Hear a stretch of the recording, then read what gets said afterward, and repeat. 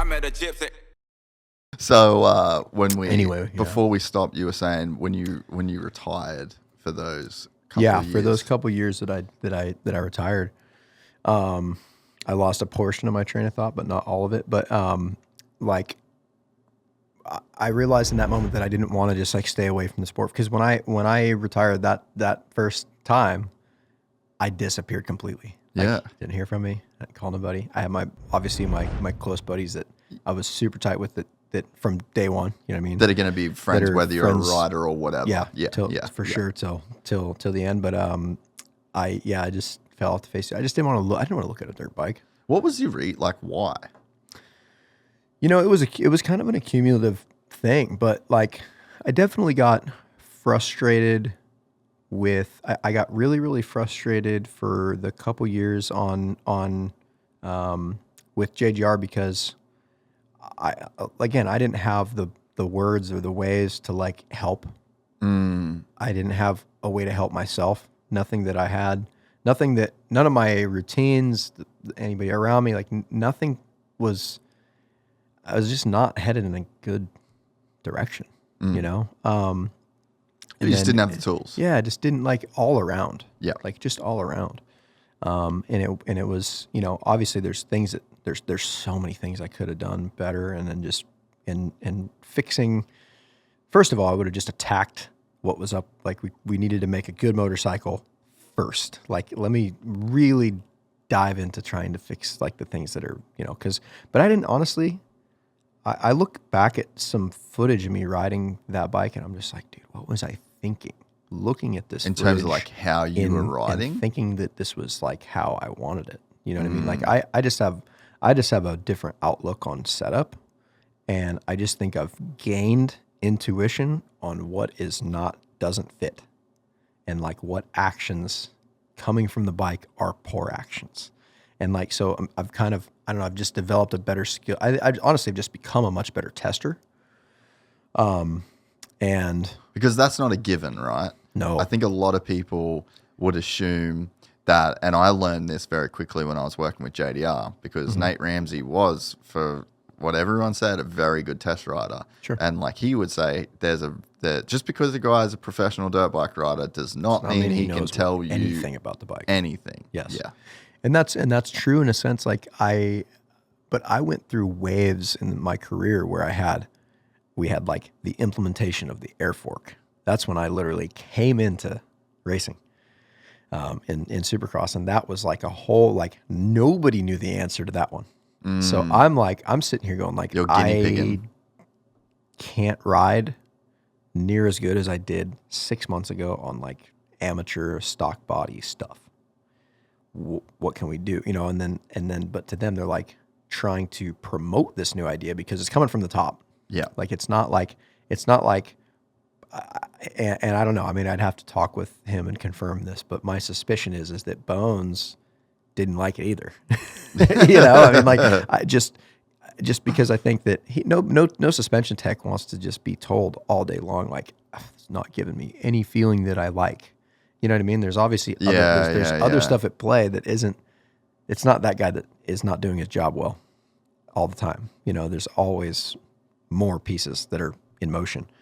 So I came in and I didn't know how to test that stuff because I don't think anybody did. It wasn't something that like nobody knew how to do that. Yeah. And then I think I got better for a period of time with my KTM, the first year particularly. I think I was good initially. When we raced Monster Cup on it, it was really good. And then obviously we went to the newer bike after that. That was the last race that I did, or that was the first race I did on KTM, but the last event on the old bike. Yeah. I loved the old bike. I thought it was really good. And then I struggled a little bit with setup, but that was kind of the start of the concussions and all that kind of stuff. So it's almost like I took, I didn't really get a good testing base back to like actually feel the bike and put together a good motorcycle. I don't think until 17.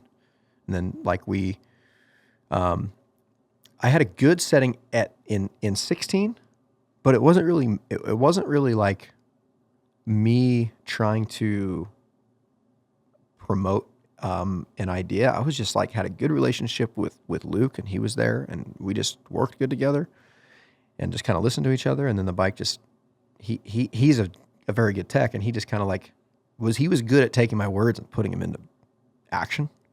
And I didn't necessarily have that many answers, but it was just enough for him to take and like make my bike good. So it was more accidental. Yeah, you kind of just got more lucky accidental on my part. Yeah. Because I didn't really know as much then, but like I had a guy that was willing to listen wholeheartedly, which was cool. And that's honestly kind of the situation I'm in now with Ross and these guys, because honestly, like they don't make stuff that sucks ever, unless you ask them to make something that sucks. Like that makes sense. Yeah, that does. Ross will like that one. Yeah. So like he's good at building suspension. That's not the question, but the question is, can I give him detailed enough feedback for like us to make this great?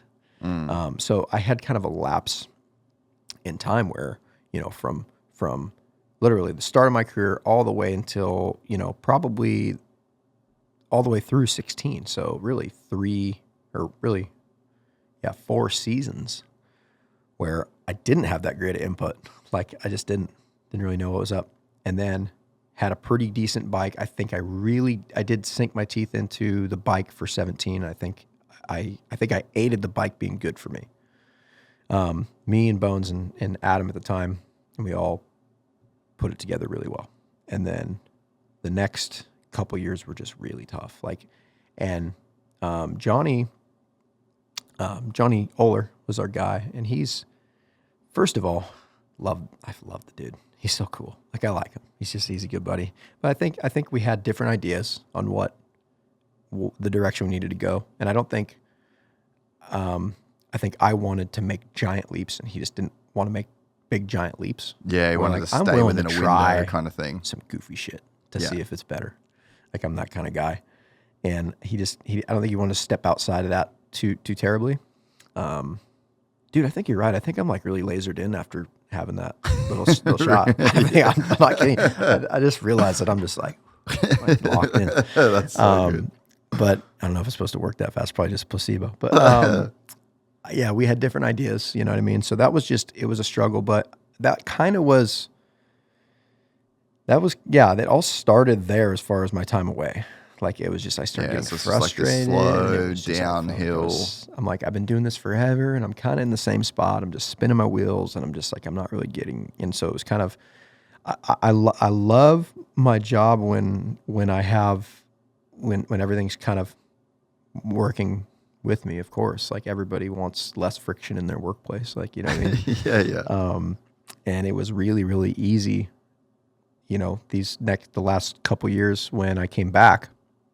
It's the only reason I came back. Dakota and Josh conspired against me to bring me back racing. Like I was just at the ranch doing some concrete, like getting ready to build the house and getting ready to do everything. And then Josh calls me, "Hey, you should call Dakota. He might have a deal for you." Exactly like that too. Yeah. Hey, you should call Dakota. And I'm like, all right. And then Dakota, I get a hold of him or whatever. We talk, and he's just like, has a deal that they're willing to give me. And I was just like, I'm thinking, I'm like, yeah, if it was like that, and I could be teammates with Josh, kind of do a cool thing, like it'd be kind of just like a little bucket list kind of thing to do. It'd be like a feather in the cap. A little like bit, it'd be worth kind of a going milestone back to go try it out. Yeah, go do it. And they were really like reasonable with what their deal is that I think this is the idea. I don't know. I didn't really ask him like, hey, why do you structure your deals this way? But like they want you to be not stressing out. Like they want you to be able to live, and they take care of the expenses that are going to stress you out so that you can just focus on your job. Yeah. So that was like, okay, cool. That's cool. Like to myself, when it first came up, I'm like, I'm not going to go down to California and spend $15,000 to just go, just off the rip to just stay down there to do, like, that's not happening. And like, I didn't have anything at my house. It puts you in like a place of have to then. Yeah. And but that wasn't the case. And that they're not going to let that be the case from my experience with them. And that's very smart on their part, because I really can just focus on what I'm doing. But yeah, they conspired against me to get me back. And, truthfully, now that that I did and I came back, it's like, I'll never exit like that again. Like it was like a lot of little things led to me getting burnt for sure, just in general. And made me not want to look at a bike. A lot of it had to do with industry, just little things, but also had everything to do with how I handled those things as a complete idiot. Like, you know what I mean? I wasn't, like, honestly, back then equipped to deal with any of that the way that I am now, like the way that I would approach all of those situations now. So I just don't think I'm going to get the same freaking leaving rubber in the parking lot on the way out of, quitting my job kind of like vibes, like when I'm done, like when I get to the age of being done.